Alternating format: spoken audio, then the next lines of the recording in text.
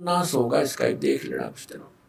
और जो ये बकवास हमने कोठी बनाई, बंगले बनाने में सारा जीवन बर्बाद कर दिया रिश्वत ले लेकर। अपने आत्माओं जब जजों तक के ऊपर उंगली उठ रही है कि ये रिश्वत लेकर के अन्याय करते हैं, तो अंत आ लिया, कति मानवता का नाश हो चुका है। राजनेताओं का देख लो, मंत्री और मुख्यमंत्री इन बड़े बड़े सेंटर के मंत्रियों के ऊपर वो जेलों में पड़े हैं। झूठे सच्चे तो समय आने पर पता लगेगा। तो यदि ये सच है तो क्या जीवन है जीव का? कहाँ जाए गरीब जनता जब हमारे रक्षक ही भक्षक बन बैठे? तो ये अज्ञानता के कारण है, ये नहीं है कि और बाकी सारे ठीक से। जिसका वहां बैठ कर दाव लगेगा कोई नहीं बख्शे। कोई का मतलब है कि अधिकतर हो चुके हैं, बहुतायत हो चुकी है ऐसे हमारे, लेकिन मिथ्या नहीं होते। ऐसी बात नहीं होती कि सभी बुरे नहीं होते, अच्छी आत्माएं हैं, उनकी कोई बसाती नहीं। गांव गांव में अच्छी आत्माएं हैं, जो वहां पर भी पंचायतों में विशेष न्याय प्राप्त नहीं हो रहा। अच्छी आत्मा वहां भी रोती है कि अब क्या करें, सब जगह बात बिगड़ चुकी है। तो अब ऐसी स्थिति आवेगी कि प्रभुता की भूख खत्म होगी। समय लगेगा, थोड़ा सा होगा इस ज्ञान से ही, और बहुत ज़्यादा समय भी नहीं लगेगा, बहुत शीघ्र होगा, क्योंकि प्रचार बहुत अच्छी तरह हो रहा है। अपने आत्मा इस अच्छे मार्ग में एक ये दास है जो सत्य बता रहा है। इस दास को छोड़कर जितने भी संत हैं या पंथ हैं, वो अध्यात्म मार्ग से परिचित नहीं। उनके पास ये सत्य साधना नहीं, तत्व ज्ञान नहीं।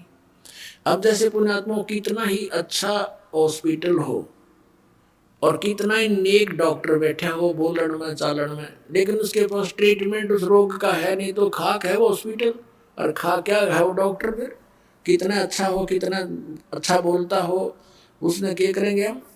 तो कहने का भाव ये है कि ये जो जड़ी है जन्म और मरण के रोग का नाश करने की, ये सतनाम है। सतनाम 2 अक्षर का है, जिसमें एक ओम है और एक तत्सांकेतिक है, और फिर एक आदि नाम जिसको सार नाम कहते हैं। और प्रथम ये मंत्र जो 7 नाम आपको दिए जाते हैं, जिनमें बीच में 5 नाम है। और ये कंप्लीट कोर्स अब स्टार्ट करना था।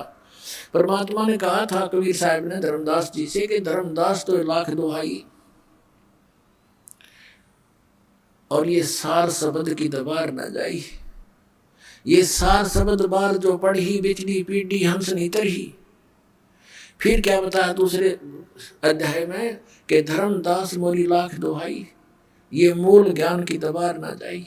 मूल ज्ञान बार जो पढ़ी, ये बिचली पीढ़ी हंस नीतर ही।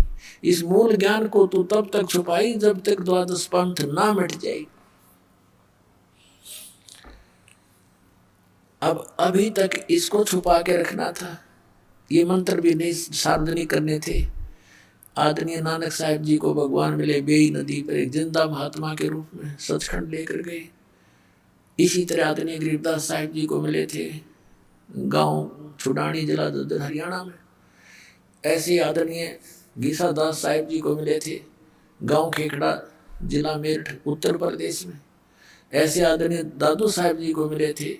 ऐसे आदरणीय मरुगदास जी को मिले थे। ऐसे आदरणीय धर्मदास साहिब जी को मिले थे जिंदा महात्मा के रूप में। इनको सचखंड लेकर गए थे, फिर इनको वापस छोड़ा था, और इन सबको कह दिया था कि अभी इस सतनाम का तुम तो जाप करो, लेकिन अभी किसी को बताना नहीं। आप जी को दिखाया था कि भाई बाले वाली जन्म साखी में, समुद्र की साखी में, आदरणीय नानक साहिब जी स्वयं तो उस 2 अक्षर के मंत्र सतनाम का जाप कर रहे थे, लेकिन अपने शिष्य बाला और मर्दाना को कहा था तुम तो वाहे गुरु जपो। अब क्यों कहा था? क्योंकि आदेश था परमात्मा का कि ये पुण्यात्मा है। जैसे उन महापुरुषों ने 5 नाम स्टार्ट किए थे नानक साहिब जी ने, फिर आगे चलकर प्रत्येक धर्म के लोग जो अपने सोच से उनको छोड़ देते हैं, क्योंकि ये 500 नाम इन हमारे कमलों के अंदर प्रधान विराजमान है। जैसे मूल कमल में गणेश जी, और जैसे स्वाद चक्र में सावित्री ब्रह्मा जी, नाभि कमल में विष्णु और लक्ष्मी जी, हृदय कमल में शिव और पार्वती जी, कंठ कमल में दुर्गा जी, ऐसे ये 5 नाम हैं। तो इन सब ने यूं सोचा भी हमारे गुरु जी तो बात तो करते हैं सचखंड सतलोक की बताते थे वो, तो तुम इन देवताओं की पूजा बताती हो। तो फिर उन्होंने इन पूजाओं को त्याग दिया और फिर केवल एक जो नानक साहब ने कहा था वाहे गुरु जाप करो, एक ओंकार कर्ता पुरुष निर्भव, ये पूरा सतनाम, ये महिमा है भगवान की। जैसे गायत्री मंत्र बना रखा है हिंदुओं ने, वैसे तो उसके सामने ओम मंत्र नहीं लगाना चाहिए, क्योंकि ये यजुर्वेद अध्याय नंबर 36 का मंत्र 3 है, इसमें ओम नहीं लगा है। इन्होंने अपनी सोच से जैसा बना रखा, अब इसे दूसरा इसलिए आगे नहीं बढ़ाएंगे इसको।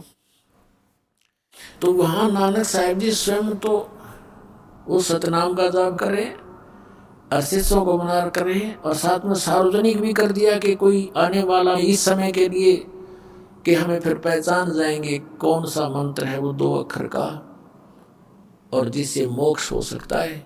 और उस समय क्यों किस कारण से ये नहीं दिया गया सिख समाज में, और अब ये दास बताएगा वो सब कारण, सब रीजन, क्योंकि इस दास को परमात्मा ने भेजा ही इस उद्देश्य से है कि इस समय में सबको वो ज्ञान गूढ़ बताऊं जो परमात्मा के बच्चों ने, उन महापुरुषों ने अभी तक छुपा कर अपने घर में दबा जरूर दिया, अपने अमृतवाणी में छुपा लिख रखा सबने। जैसे आदरणीय नानक साहिब जी ने प्राण संग्रही बनाई थी एक पुस्तक, और उसको सिंगल द्वीप के राजा शिवनाभ से कह दिया था कि ये मेरा शरीर समझ लेना, मैं आपका गुरु हूँ। गुरु को कितना आदरणीय रखा जाता है, तो ये मेरा शरीर समझ लेना जो मैं प्राण संग्रही यानी एक ग्रंथ लिखकर आपको दे रहा हूँ, जिसके अंदर सारा भेद था। ये 2 मंत्र का अक्षर का मंत्र भी उसमें क्लियर लिखा था, उसकी वे ऑफ वर्शिप भी लिखी थी। तो 5वें गुरु अर्जुन देव जी को जब लगे ग्रंथ साहब की सब वाणियों को इकट्ठा करके जल्द बनाने में, ये ग्रंथ साहब बनाने लगे, तो वो भी देखा उन्होंने मंगा करके शिवनाभ राजा से, लेकिन उसके अंदर वो मंत्र जाप था 2 अक्षर का, जिसको समुद्र की साखी में नानक साहब जी जाप कर रहे थे, और मर्दाना ने भी वो गलती से जाप करना शुरू कर दिया था, वो डूबने